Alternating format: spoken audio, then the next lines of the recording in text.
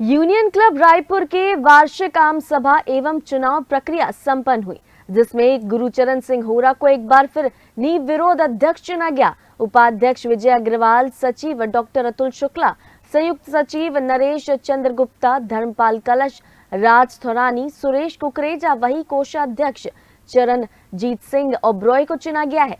बैठक में क्लब के विकास, वित्तीय व्यवस्था, भविष्य की योजनाओं तथा संगठन को और अधिक मजबूत बनाने समेत कई विषयों पर विस्तार से चर्चा की गई।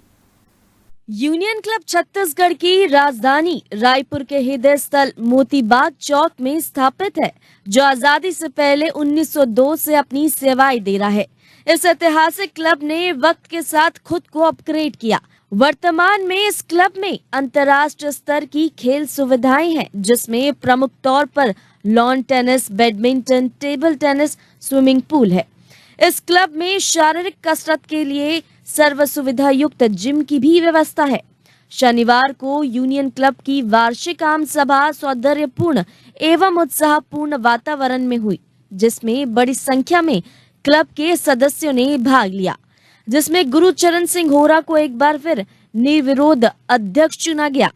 उपाध्यक्ष विजय अग्रवाल, सचिव डॉक्टर अतुल शुक्ला, संयुक्त सचिव नरेश चंद्र गुप्ता, धर्मपाल कलश, राज थोरानी, सुरेश कुकरेजा, वही कोषाध्यक्ष चरणजीत सिंह ओब्रॉय को चुना गया है। एक बार फिर अध्यक्ष चुने जाने पर गुरुचरण सिंह होरा ने क्लब के सभी सदस्यों का आभार व्यक्त करते हुए कहा कि यह सम्मान केवल उनका नहीं बल्कि पूरे यूनियन क्लब परिवार का है। सभी सदस्यों के विश्वास और सहयोग से क्लब को नई ऊंचाइयों तक पहुंचाने का प्रयास किया जाएगा। उन्होंने क्लब के आधुनिकीकरण, बेहतर सुविधाओं के विस्तार और सदस्य हितों को सर्वोच्च प्राथमिकता देने का संकल्प दोहराया। उन्होंने कहा कि आने वाले समय में क्लब में आधारभूत सुविधाओं को और मजबूत किया जाएगा। खेल, सांस्कृतिक एवं सामाजिक गतिविधियों का विस्तार होगा। यूनियन क्लब को प्रदेश के सर्वश्रेष्ठ क्लबों में शामिल करने के लिए पूरी कार्यकारिणी मिलकर कार्य करेगी।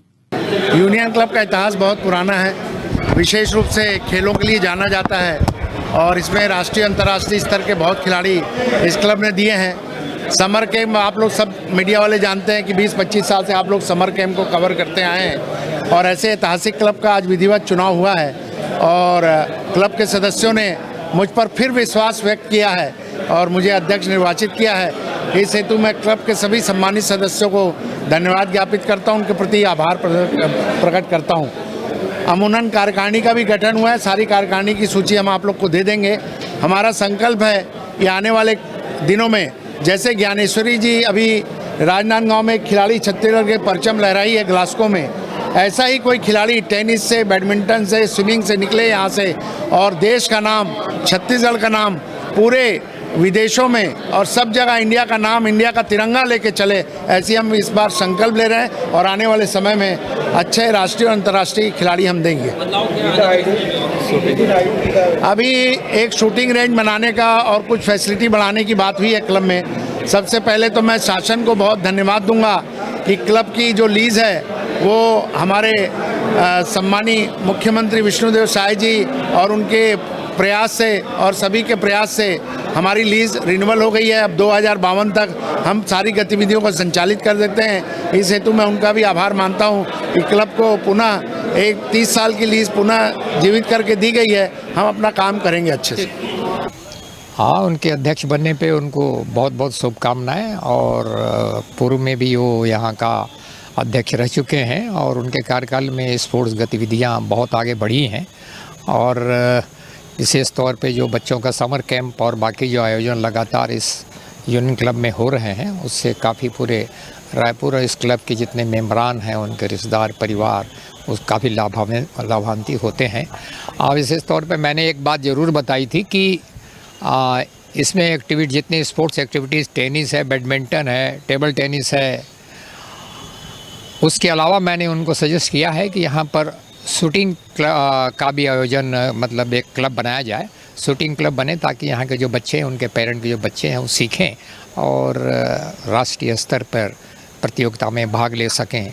यदि उनको यहाँ पर शहर के बीच में एक क्लब है, उनको यदि ये फैसिलिटियाँ उपलब्ध उपलब्ध होती है तो निश्चित तौर पे एक यूनियन क्लब का मील का पत्थर बनेगा। स्पोर्ट्स के एक और साथ में जुड़ने से निश्चित रूप से इसका एक महत्व बढ़ जाएगा।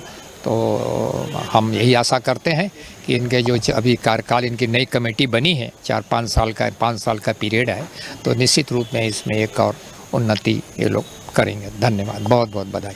आज 5 वर्षीय 2026 से 31 तक के लिए कार्यकारिणी का चुनाव हुआ, जिसकी प्रक्रिया 13 जुलाई से चालू हुई थी और ये 27 तारीख को फाइनल लिस्ट जारी हुई। जिन्होंने नामांकन भरा था उनकी लिस्ट जारी हुई। उसके पश्चात लिस्ट जारी होने के बाद एक आज कार्यकारिणी की बैठक और चुनाव का प्रस्थान किया गया, जिसमें 28 पदों पे पदाधिकारियों का निर्वाचन और चुनाव संपन्न हुआ और इसकी प्रक्रिया जैसे नियम और उसके हिसाब से वो की गई, आपकी प्रस्तुत की गई और सारा चुनाव नियम अनुसार किया गया है।